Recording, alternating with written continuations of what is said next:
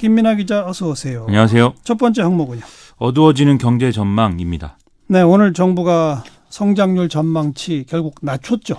그렇습니다. 오늘 서울수출입은행에서 하반기 경제정책 방향 관련 합동 브리핑이 있었는데요. 이 자리에서 정부가 올해 경제 성장률 전망치를 기존의 2.6에서 2.7%에서 0.2%포인트씩 낮춘 2.4에서 2.5%로 하향 조정했습니다. 여기에 경상수지 흑자 규모도 605억 달러에 그칠 것으로 예상을 했는데요. 지난해까지는 700억 달러를 넘는 수준이었기 때문에 상당히 이것도 하향된 것이죠. 다만 최근 개선 추세를 보이고 있는 고용 상황을 근거로 해서 월 평균 취업자 수 목표치는 15만에서 20만 명으로 상향했다 이렇게 밝혔습니다. 네. 정부가 이렇게 성장률 전망치를 조정할 때는 뭔가 이유를 설명하잖아요. 그렇습니다. 뭐라고 그랬어요? 무엇보다도 지금 글로벌 경기 둔화하고 미중 무역 갈등으로 인한 불확실성이 지속되고 있다는 점이 이제 영향을 미쳤다라고 설명을 했는데요. 이런 상황들 때문에 대외 여건이 악화되면서 성장의 핵심 축이라고 할 수 있는 수출이 이제 부진한 상황이 계속 이어질 것으로 예상이 된다는 것입니다. 실제 수출은 지금 반도체 중심으로 이미 7개월째 감소세라는 게 여러 지표를 통해서 확인이 되고 있습니다. 네. 또 그리고요. 그다음에 이제 아무래도 추경이 집행되지 못하는 상황 이런 것도 영향을 좀 미칠 수 있다 이렇게 봐야겠는데요. 다만 이제 기획재정부는 지난해 12월 성장률 전망치를 밝힐 때도 추경 효과를 함께 언급한 바 있거든요. 그런데 이번에 성장률을 하향 전망한 건 역시 추경이 이달 내에 통과돼서 집행되는 것을 전제로 했다. 이렇게 설명하고 있거든요.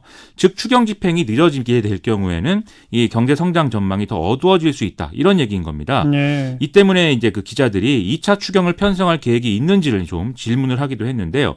홍남기 경제부총리는 2차 추경은 지금 단계에서는 전혀 계획이 없다. 이렇게 밝혔습니다. 이렇게 성장이 둔화되면 세금 거치는 것도 줄어들지 않을까요? 그렇죠. 지금 성장률 전망치를 낮췄다는 것은 앞으로 좀 성장이 둔화될 가능성이 크다. 이렇게 예상을 한 것으로 볼 수가 있겠는데 그러면 이제 기업 활동과 내수 및 소비 이런 것들이 전반적으로 좀 부정적인 영향을 받는 그런 상황이 될 수밖에 없다는 것이죠. 예. 그렇기 때문에 법인세, 부가가치세, 종합소득세 등의 세수에서 큰 비중을 차지하고 있는 세목에서 아무래도 결손이 발생하지 않겠느냐 이런 우려가 있는 게 사실인데요. 그렇죠. 이런 우려에 대해서 홍남기 부총리는 이번 달에 이제 종합소득세, 다음 달에 법인세의 중간 미납 성적이 이제 나오게 되는데 그것을 보고 좀 종합적으로 판단하겠다라면서도 올해 세수가 정부가 설정한 세입 예산 범위를 크게 벗어나지는 않을 것으로 예상한다라고 밝혔습니다.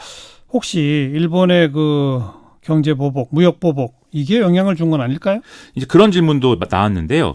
홍남기 부총리는 이 일본의 그런 보복 조치는 성장률 전망치를 수정할 정도의 사안은 아니라고 판단한다. 이렇게 답했습니다. 또 일본의 조치는 WTO 협정에 배치되기 때문에 이에 대해서 대응을 할 것이고 이를 위해서 정부는 상반기부터 TF를 구성해서 꾸준한 논의를 진행해 왔다라고 또 밝힌 상황입니다. 그리고 뭐 좀 중장기 계획이지만 반도체 부품 산업 이런 데 대규모 투자하겠다 이런 계획도 발표했죠? 그렇습니다. 이 고위당정청 회의에서도 언급된 바 있는데요. 정부는 이 자리에서 이번에 일본의 규제의 대상이 되고 있는 이 반도체 소재 산업에 매년 1조 원을 집중 투자하겠다 이런 계획을 또 밝혔습니다. 이를 통해서 좀 기간 산업에 필수적인 소재 부품을 국내 생산할 수 있도록 하고 수입 사안의 경우에는 다변화하는 등의 어떤 다방면에 걸친 정부 지원을 추진하겠다라는 얘기였는데요.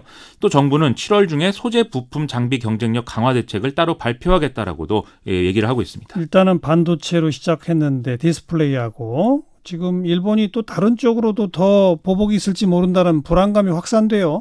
그렇죠. 자동차라든지 배터리라든지 우리가 지금까지 좀 키워온 다른 주력 산업에 필요한 소재에 대해서도 일본이 뭔가 보복 조치를 검토하고 있다. 이런 보도들이 나오고 있어서 이 재계 인사들도 좀 불안감을 표시하는 상황인데요. 오늘 박용만 대한상의 회장의 경우에 페이스북을 통해서 일본은 정부 부처 간 공동 작업까지 해가면서 보복을 하고 있는데 우리는 서로 비난하기에 바쁘다라면서 이 정치가 경제에 좀 악영향을 주는 일은 없어야 된다라고 주장을 했습니다. 아무튼 이런 걱정도 있고 하니까 위기를 기회로 삼을 수 있는 묘수를 좀 함께 머리를 맞대고 찾아봤으면 하는 그런 바람을 좀 가져봤습니다. 네. 시사회기 두 번째 항목은요. 인보사 허가 취소 확정입니다. 확정됐군요. 그렇습니다. 식품의약품안전처가 코오롱 생명과학의 골관절염 유전자 치료제인 인보사 K주의 품목 허가 취소 처분을 오늘 최종 확정했는데요. 코오롱 생명과학 측은 식약처를 상대로 허가 취소, 행정처분 집행정지, 가처분 신청과 행정소송 등의 법적 절차를 진행할 방침이다라고 밝히고 있습니다. 여기에 검찰이 또 인보사 관련 의혹을 규명하기 위한 수사를 본격화하는 등의 좀 혼란스러운 상황도 이어졌습니다. 네. 계속된 보도지만 다시 한번 정리하죠. 인보사 어떤 약이죠? 인보사는 이제 사람 연골세포 등을 활용한 골관절염 유전자 치료제 주사액인데요. 2017년에 국내 첫 유전자 치료제로 식약처 허가를 받은 바 있습니다. 그런데 이후에 인보사의 주성분이 허가 당시 제출한 자료와 다르다라는 의혹이 제기되면서 오늘의 이 어떤 그 취소 확정까지 이르는 것이죠. 그 주성분이 어떻게 다르다는 거죠? 이게 약간 복잡한 내용인데요. 이 인보사는 1액과 2액 이렇게 두 가지의 이 주사액으로 구성이 되어 있는데 1액에는 이제 사람 연골세포가 들어가 있는 그런 이 액이고요. 2액에는 형질 전환세포가 들어가 있는데 이 형질 전환세포는 염증을 억제하는 유전자를 가진 이제 연골세포 조직이다라는 게 애초에 허가 받을 때 내용이었습니다. 예. 그런데 이 2액의 형질 전환세포가 당시에 허가받을 때 자료와는 달리 연골세포가 아닌 종양을 유발할 가능성이 있는 신장세포인 것으로 확인이 됐다라는 게 지금 나온 이제 문제인 건데요. 이에 따라서 식약처는 지난 5월 말 인보사의 품목 허가를 취소하고 코오롱 생명과학을 형사 고발하겠다라는 계획을 발표한 바 있습니다. 근데 코오롱은 이제 사실이 아니다라는 거죠. 일단 절차적인 측면에서 회사의 의견을 듣는 청문 절차가 열리기 전에 허가 취소 처분이 확정적으로 발표된 것은 문제다. 이렇게 주장을 하고 있고요.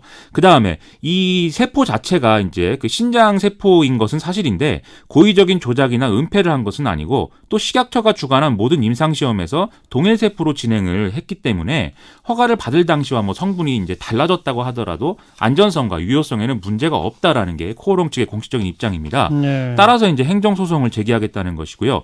하지만 6월에 진행됐던 이 청문 절차에서 코오롱 측은 이 인보사의 주성분이 바뀐 경위와 이유 등에 대해서 과학적 근거를 제시하지는 못했다라는 게 또 식약처 측의 설명입니다. 또 아까 검찰이 수사를 한다 그랬는데 어떤 대목을 주로 수사하나요? 일단 이 의혹, 검찰이 수사를 하고 있는 의혹의 핵심은요. 코오롱 측이 이 인보사의 성분이 변경된 사실을 알고도 허가와 상장 절차를 진행했는지 여기에 이제 있다고 볼 수가 있겠습니다. 만일 성분 변경 사실을 알고도 의약품 판매 허가를 받았다면 이건 이제 약사법 위반 혐의가 된다는 것이고요. 여기에 회사를 상장시키고 차익을 거둔 점까지 고려하면 특경법상 사기 혐의도 적용할 수가 있다라고 보고 있다는 겁니다. 네. 이 대목에 대해서는 또 최근에 코오롱 생명과학의 미국 자회사인 코오롱 티슈진이 인보사의 성분이 바뀐 사실을 2017년 3월 즉 식약처의 허가를 받을 당시에 이미 알고 있었다라는 정황이 또 포착이 됐다라는 보도가 나온 바도 있었습니다. 법적으로 참 복잡한 과정들이 남아있긴 한데 피해자들은 어떻게 해야 돼요? 이 인보사를 투여받은 환자들은 악성 종양 등의 부작용에 대한 불안감을 계속 안고 있는 상황인데요. 그렇기 때문에 이 피해자들 244명이 지난 5월 말에 1차로 손해배상 청구 소송을 제기를 했고 오늘 또 523명이 2차 소송에 참여를 했다. 이런 보도 나오고 있습니다. 식약처는 일단 임상시험 대상자들의 경우에 중대한 부작용이 일어난 사례는 없었다라고 밝혔지만 만약의 경우를 대비해서 인보사가 투여된 3,700여 건의 치료에 대해서 15년간의 장기 추적 조사를 이제 추진해 보겠다라는 입장을 또 밝히고 있는 상황입니다. 이 문제도 참 오래 가겠네요. 그럴 것 같습니다. 수고하셨습니다. 고맙습니다. 김민아 기자였어요.